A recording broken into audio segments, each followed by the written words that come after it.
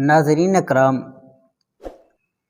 بعض اوقات کسی کو کوئی زہریلا جانور کاٹ لیتا ہے، سانپ ہو گیا، بچھو ہو گیا، یا اس طرح بھیڑ نے کاٹ لیا، اور اس کے علاوہ کوئی بھی چیز ایسی ہے جو زہریلی ہے جس نے کاٹ لیا ہے، تو آج اس کے لیے میں آپ کو وظیفہ بتانے جا رہا ہوں۔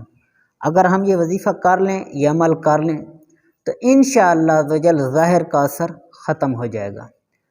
وظیفہ سننے سے پہلے آپ اگر ہمارے چینل پر نئے ہیں تو ہمارے چینل کو سبسکرائب بھی کیجئے، ساتھ بیل کا بٹن بھی دبائیے، اور ساتھ ساتھ اس کو شیئر بھی کیجئے تاکہ زیادہ سے زیادہ مسلمان بھائیوں تک یہ وظیفہ پہنچ سکے، تاکہ ان کو بھی فائدہ ہو سکے۔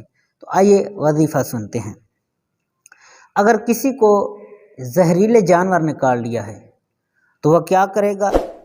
یہ وظیفہ وَإِذَا بَطَشْتُمْ جَبَّارِينَ، وَإِذَا بَطَشْتُمْ جَبَّارِينَ، اس وظیفے کو جس جگہ پر کاٹا ہے اس کے ارد گرد اوپر انگلی گھماتے رہنا ہے، اور اس ورد کو ایک سانس میں 7 مرتبہ پڑھنا ہے۔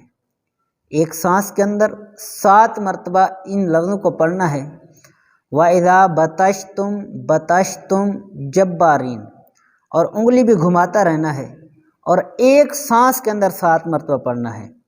تو انشاءاللہ پڑھ کر اس کے اوپر دم کر دیں تو انشاءاللہ تعالی زہر کا اثر ختم ہو جائے گا، اور اللہ تعالی شفا عطا فرمائے گا۔